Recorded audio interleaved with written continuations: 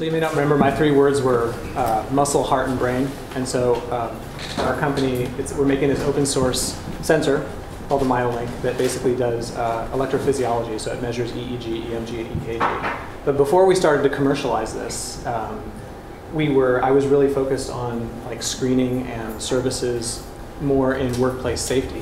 So who here works in front of a computer more than half their day? So this is for you, which is like everybody, right?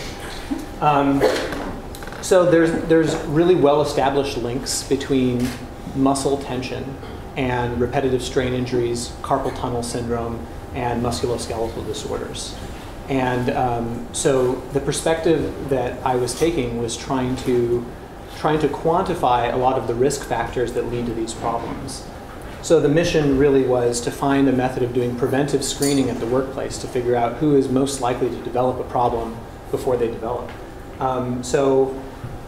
We measured about 50 people doing 8 channels of muscle data from the lower back, upper trapezius muscle, and forearm and wrist. And I ran everybody through 4 different activities. 2 baseline activities, standing and sitting, and 2 actual activities, typing and mousing.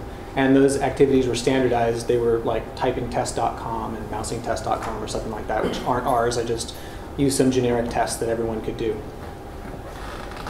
Standing and sitting, as an aside, are important to have 2 different kinds of baselines because a lot of people will think that a baseline is sitting, but actually you're using muscles when you sit, and a lot of people will sit in different ways. So it's also interesting now because people have standing desks, so you want to see the differences between those 2 as a baseline method.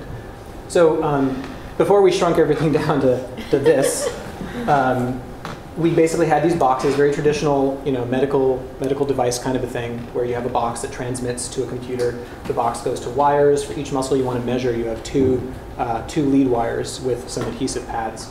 And so for 8 channels, that's 16 plus 1 ground is 17 wires going to the person. Fortunately, everyone was really good-natured about this.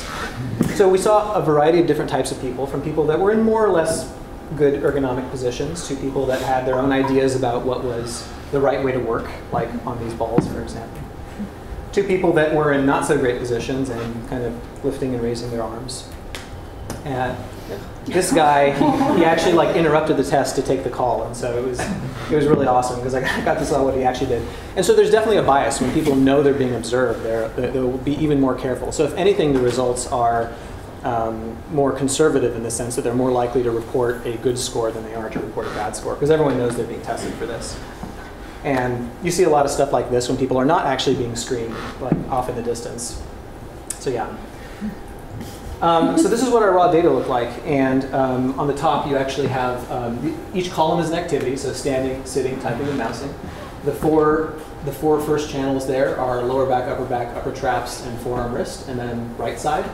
And it's just all superimposed on the top one, which is pretty much gobbledygook. You can't really read it. So that's about 2 million data points per person. So this is just like of the same report that we just saw. This is like the bottom 2 rows. So this would be the right trapezius muscle and the right forearm wrist on somebody who is doing, again, standing, sitting, typing, and mousing. And so I came up with this algorithm to, in essence, quantify the risk factor. And what that's basically doing is it's looking at baseline loading, where it de-emphasizes peaks and emphasizes troughs, because that's the fundamental amount of work that's being done, like taking all the sort of spikes and noise out of the equation. So this is like baseline work, and that's what these numbers are here. So here we have, by comparison, we have 5 and 3 and 2 and 2. And then when this person starts typing, the upper trap goes up to 73, and the wrist is at 27. And it's kind of a trick in a sense, because you actually don't need your upper trapezius muscle to type at all. So it should be staying somewhere at these same levels. So you get a really good indication. We're not testing, in these cases, we're not testing muscles that are actually needed for the activity. So it gives you a good indication of also the stress response of the person. And instead of trying to look at 50 people's data that way, I had to come up with a different way of visualizing, a different way of quantifying this. So I looked at this individual score I created and then looked at the average score for the group and looked at how many standard deviations above the average someone was. If they were within 1 standard deviation, then it was yellow, and if it's between, like if it's greater than 1, it's basically red. And so this would be an example of an individual report that I created for somebody. And this person is like a relatively low-risk person based on the muscle data that we've identified here. So just a couple of little yellow blips. And by comparison, this was someone who had a lot of issues even with their baseline. So you can see that they're keeping a lot of ambient tension in their muscles at all times. And this was the girl on the ball. So not surprisingly, it's probably not the best thing to sit on a ball all day long if you're concerned about fatigue in your back muscles.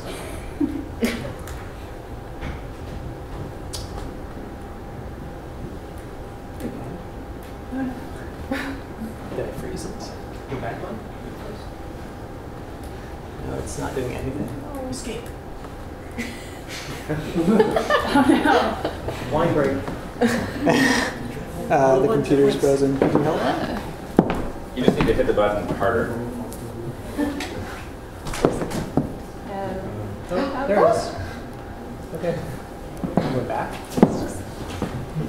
Okay, so each of these grids is one person's reports in a color-only method so that you can kind of scan everyone's data and see 50 people all at the same time. Because it was really a challenge to kind of get a sense visually for what's going on. So sort of the opposite of, it's kind of quantified. But you can see, so the girl that was on the ball is that one right there. So you get a sense for like, you know, she was definitely one of the ones with the most amount of issues. And then to further quantify this into an individual score, basically for each red block, I assigned an arbitrary value of 1, and for each yellow block, an arbitrary value of 0.5, and then added up everyone's issues, everyone's total scores. And so this is the distribution of everyone's scores based on that kind of scoring system. So it's, I mean, I'm going to say kind of normal in the sense that it's sort of bell-shaped. Most of the people are over here, and that's actually good because if you saw an even distribution across the whole thing, then it wouldn't really be a very good sorting method. But you see that most people are not at risk if you use this. Now this is all pretty arbitrary. I mean, this is not correlated to anything in literature because there are no established thresholds for what's known to be safe or not safe. It was really just an experiment to see how we could group people and what we could identify. So then dividing these scores into quartiles, we found like that the people who were, you know, that had the highest scores that were in the top quartile were like 4 people out of the 50. So it's a pretty easy group then to target and to do some kind of intervention. It's obviously really bad for individuals when you get these kinds of injuries, but it's also bad for companies. The average workers' comp claim is something like $50,000. So you can take like a small fraction of that and give someone a really great workstation, sit, stand, desk, motorized, you know, thing, and save a lot of costs by helping these people before they actually develop the problems in the first place. So that's it. Thank you.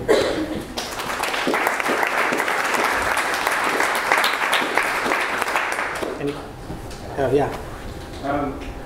Maybe, I don't know if you've done this or if I missed that part, but how do you envision like the feedback being given to individuals, or do you imagine real-time feedback being given to individuals about their posture or their muscle? Yeah, absolutely. So at the time, I didn't want to bias it, right? So like they weren't seeing anything because I just wanted to kind of get a snapshot of the risk factors. But so the sensor that we're making actually, this does live continuous. So this is like a wearable sensor that gives you live continuous feedback. And the idea, one of the applications is workplace safety. So if you go above a certain threshold, you get like an audio alarm or something like that. I mean, we've thought about different things. People don't really want to see a live graph. So, you know, UI has to get adjusted. That's one of the things we're working on now. Well, I guess that's what I'm wondering. What would the feedback be like? Relax your trapezius.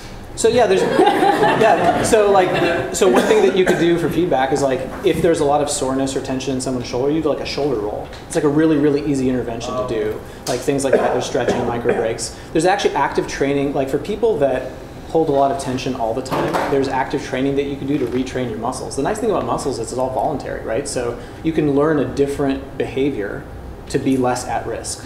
So this isn't like the kind of thing where you get a bad score. It's like, oh crap, now like I'm screwed forever. I mean, you can retrain it. You can put yourself into a lower risk category.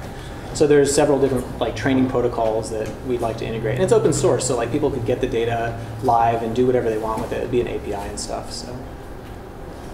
Are you still kickstarting this, or are you selling the device as sensor? So we already completed a little Indiegogo campaign just for the beta users. We're probably going to be doing a larger Kickstarter campaign in a few months after we deliver these ones around May. So, you know, if you're a developer, we might be able to sneak you in, even though Indiegogo is done, because we really want to support the developer community. So, if any of you are interested in this or in this kind of live feedback or wearables, just let me know. Not trying to get you to divulge anything secret, but how do you pick up those 8 channels, or was it 8 sites times 2 channels with something? You can't. This is a one-channel device. Okay. So one of the advantages of doing this with a medical system is you get to focus in on which muscle groups matter and which muscle groups mirror each other. So there's a lot of redundancy here, and one of the things we saw is that there's definitely key groups that you track. So like upper traps are a key group, and forearms and wrists are a key group. So, you know, you could see a scenario where you have like 2 sensors, and that would probably cover most of your common injuries or problems. And maybe you're an ergonomist might have like a set of 6 or something that they walk around with when doing evaluations. Yeah. Have you thought about doing like a long-term, like, you know, like a week study or something, having somebody wear it for a whole week? I would. Does that? I would love to. I would wear that. Cool. Yeah, I would love to. So like right now, you know, we're just kind of working on the system, trying to make it as robust as possible so that when we put it out there, people can abuse it, and trying to make it totally waterproof and, you know, that kind of a thing. But yeah, I think longitudinal studies would be like the best, really, because at the end of the day, like, numbers are really valuable when you put them in the context of what you were doing, how you were feeling, like, you know, all that kind of good stuff. So. Is it especially for when you're standing at the computer and working on the computer, or can you use it for other situations? Absolutely, you can use it for other situations. So, like, we have, you know, we use these sometimes for fitness. So people who are doing like different types of fitness activities, whether it's cardio or working out or yoga, there's different, because you can learn like certain muscle groups should be engaged in certain yoga poses, certain ones should not.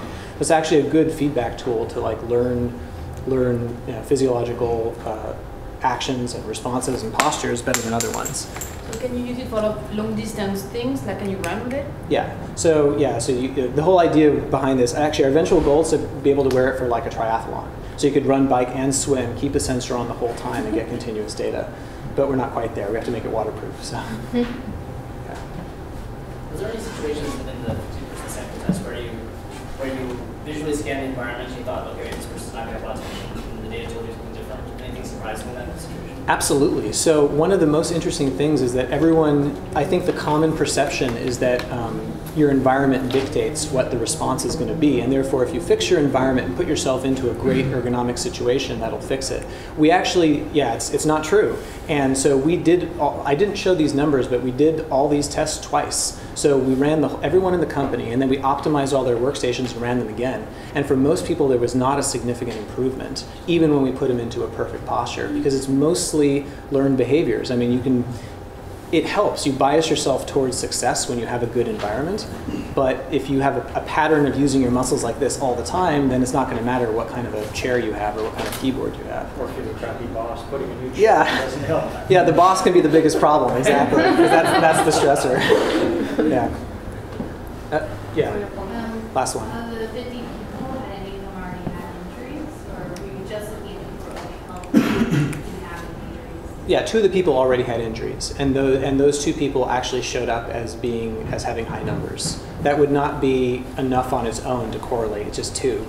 It'd be great if we could do this with thousands of people, because then we'd have enough people that were already injured to do positive correlation. So at least we'd be able to validate like current metrics and say, oh yeah, this definitely does correlate to injured states, or, you know, at least risk factors for injury. Thank you very much.